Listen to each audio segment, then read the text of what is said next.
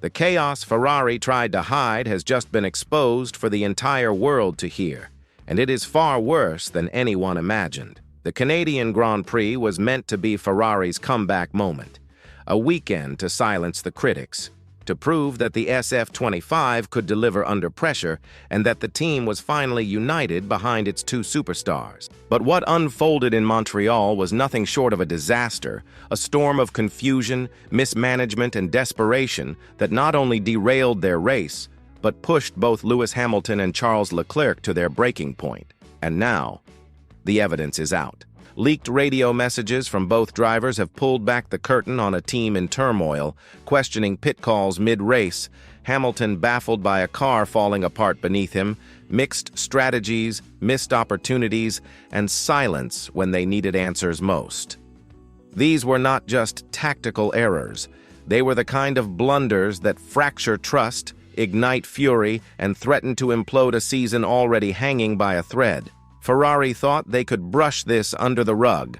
They were wrong, because what these radio messages reveal is not just a mistake. It is a complete breakdown in communication between the drivers and the pit wall, and now the anger is boiling over. Leclerc feels unheard, Hamilton feels betrayed, and Ferrari, they are running out of places to hide. So hit that like button, subscribe to the channel, and stay with us until the very end, because what you are about to hear is not just radio, it is the sound of Ferrari coming undone. What made this meltdown even more spectacular was not just the strategic blunders, but how public the collapse became thanks to the now leaked radio messages. Fans could hear every moment of disbelief, every second of miscommunication, every tone of rising fury in both Hamilton and Leclerc's voices.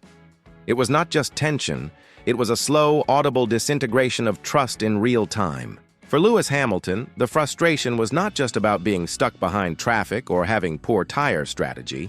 It was about not understanding why the car was behaving like a disaster.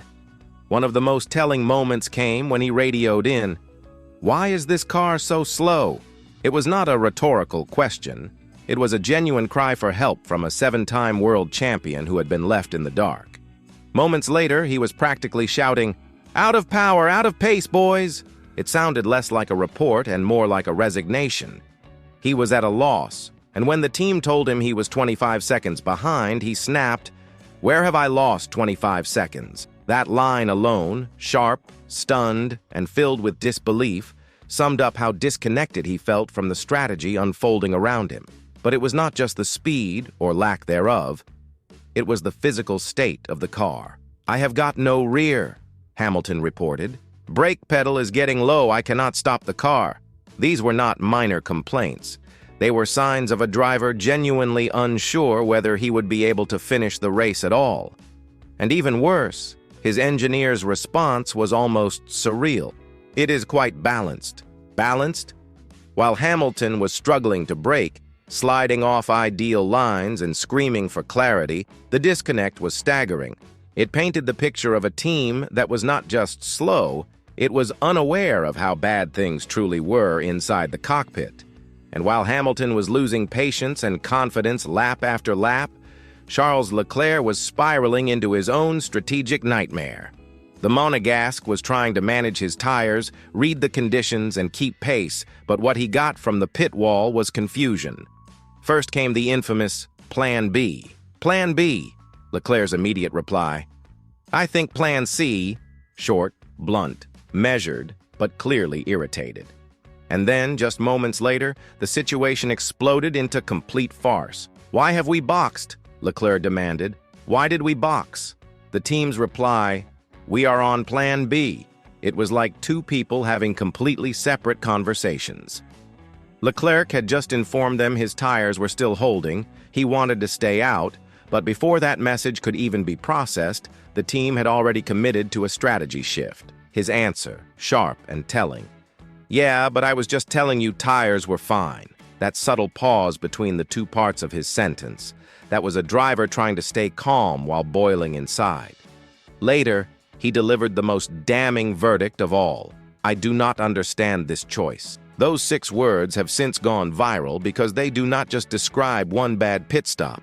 They sum up everything Ferrari fans and now Ferrari drivers have come to fear, that nobody on the pit wall really knows what is going on, that decisions are being made without logic, without clarity, and worst of all, without the input of the people actually in the car.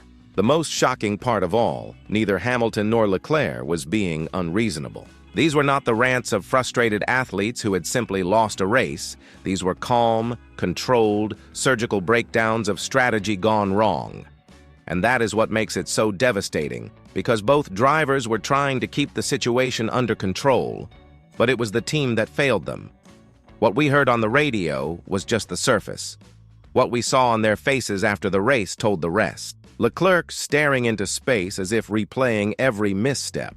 Hamilton quietly packing his things, not with anger, but with the look of a man wondering why he ever left Mercedes. And in the middle of it all, a Ferrari garage that did not look like a team fighting for a championship. It looked like a team imploding from within.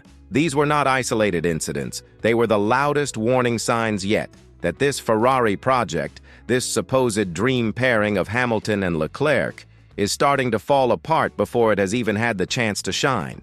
Not because the drivers are not fast, but because the people giving the orders are getting it so wrong. And now that these radio messages are out in the open, the world is listening. Fans are asking the same questions as the drivers. How did this happen? Who is making the calls?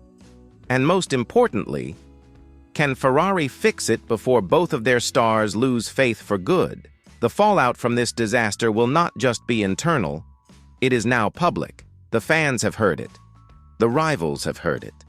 And perhaps most importantly, the Ferrari board has heard it. You do not need to be a strategist to realize what is happening when two world-class drivers, one a seasoned legend, the other a long-time Scuderia favorite, are both questioning the calls, the communication, and the competence of the team live over the radio. It sends a message louder than any engine scream. Hamilton left Mercedes not just to chase one final title, but to become part of something historic, a revival, a comeback with Ferrari that would cement his legacy. Instead, he has found himself in a nightmare of mismanagement. And while he has stayed composed in public, the Canadian Grand Prix has exposed the cracks beneath the surface. The radio did not lie. He is furious, he is confused, and most concerningly, he is starting to lose patience. Charles Leclerc, on the other hand, is no longer the quiet, loyal future of Ferrari. He is visibly tired of being let down after years of trusting the process, of defending the team in front of the media, of shouldering the pressure with dignity. He is now speaking up, and not behind closed doors, but in the heat of the race. His voice, like Hamilton's, is growing sharper, colder, more direct. What is next for Ferrari?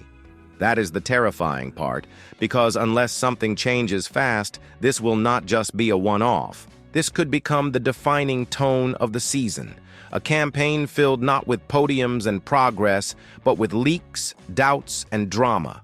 The dream of a Hamilton super team will collapse not because of the drivers, but because the team around them could not deliver when it mattered most. So if you are a Ferrari fan, you should be concerned because Montreal was not just a bad weekend, it was a warning. And if Ferrari does not act now, this could spiral into something far worse, not just a lost season, but a broken project.